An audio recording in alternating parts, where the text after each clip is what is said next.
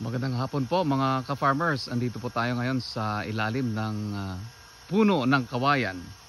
Nasa exact location natin, Purok 3, Kalunasan, Mlang, North Cotabato.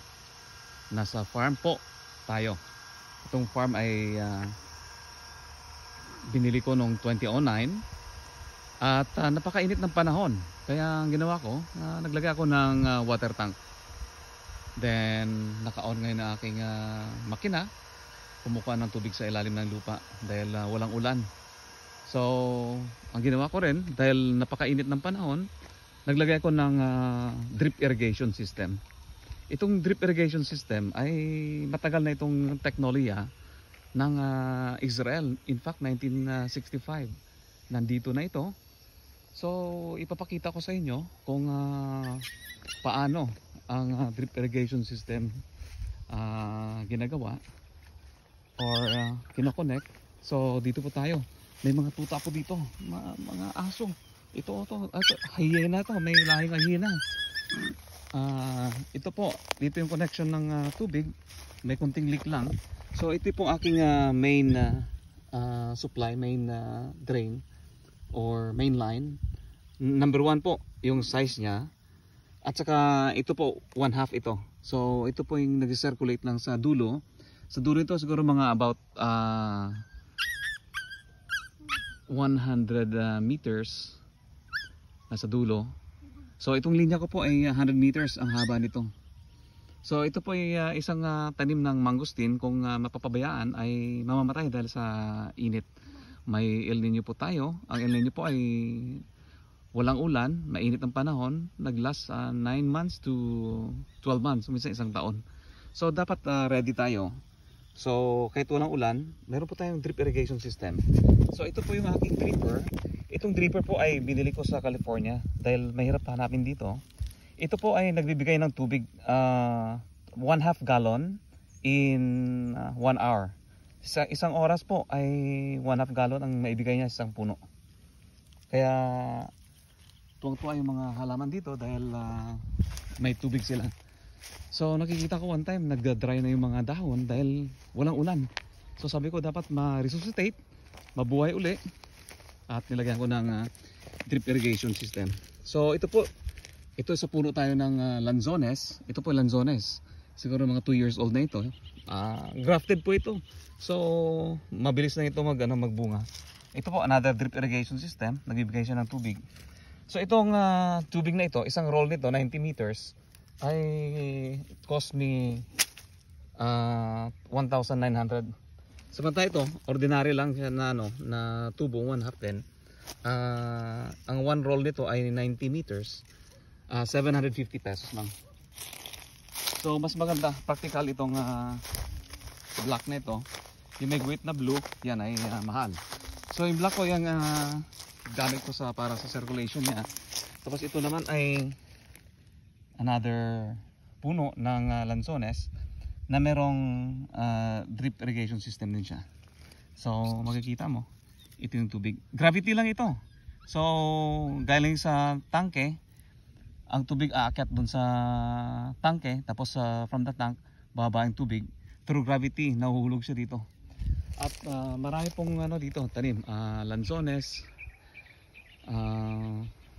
kalamansi, may durian din ako sa dulo, mangga, Cebu mango, may Thailand mango din ako rito. So mataas ang talahib dito, kaya nilinisan namin para magkaroon ng magandang environment. So isa po, isang puno din ng drip irrigation, isang puno ng lanzones na may dripper. So in 1 hour time, 1/2 gallon, dire-diretso po sa puno ang tilig niya, hindi nasasayang yung tubig. Kaya kung makikita mo sa Israel, disyerto, bakit ang gaganda ng production ng agriculture nila? Dahil because of the drip irrigation system, meron sila. Kaya ito, gayahin natin, makatipid tayo ng tubig dito, hindi siya kakalat, yung hindi kailangan ng tubig. Unlike sa sprinkler na kakalat ang tubig, ito ay dripper, diretso sa puno.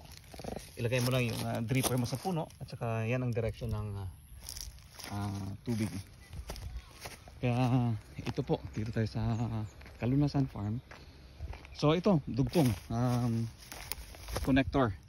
So pag ito ay minsan naputulan ka, i-cut mo siya, idugtong mo lang siya, ito gamitin mo para matibay ang connector. So ito, another puno ng lanzones. Ito naman may mga suckers na tinatawag, no? Dapat tinatanggal ito kasi ang concentration ng nutrients dito. So tanggalin po ito para dire-diretso sa itaas yung nutrients sa dahon. At saka punta tayo sa puno ng kalamansi. So ito naman, puno ng kalamansi, no? May mga bunga siya. Pakita ko rin dripper. Yan, dripper, tumutulong tubig. Kaya buhay na buhay yung puno. So para maiwasan yung napaka sobrang init, madiligan yung mga halaman, ito 3 hectares po ito. Dati yung mga kasamaan ko rito ay manually binubuhat ang timba para magdilig sa bawat puno. Ngayon nakarelax na lang, nakaupo-upo na lang, supervising the flow of the water sa dripper. Nag-relax lang dahil because of this technology.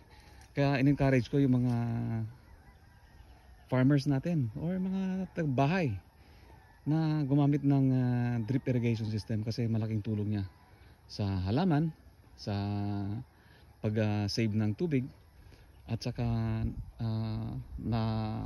napaka simpleng gawin. Very practical lang. So ito po ang ating Kalunasan Farm. Yan po ay sa dulo ay mangga, namumulaklak na dahil walang ulan. Ang kalaban ng mangga naman, pag may ulan, tanggal yung bulaklak niya, walang aborted na naman yung kanyang bunga. So ngayon medyo matagal na walang ulan, kaya yan, marami siyang bulaklak. May Thailand mango ko dito na 2 years pa lang namumunga na. Maganda. Ito, kalamansi naman to, maraming bunga. Marami siyang bunga. So ito pa, isa pa. Dati ang tanim ko rito ay rubber trees, pero pinutol ko, tinanim ako ng mga fruit trees. Ito Cebu mango naman ito, at may drip irrigation system naman siya. Kita mo, tumutulo lang siya. So yan, isang line 100 meters, marami sila, maraming puno ng mango. So plano ko, dagdagan ko pa para maximize ko yung gamit ng lupa. So again, magandang hapon mga ka-farmers. Dito po tayo sa Kalunasan. Ito po ay si Gabriel Ortigosa, ang inyong lingkod sa practical agriculture and good agricultural practices ang ating sinusunod po dito. Mabuhay kayong lahat at have a very good afternoon everyone.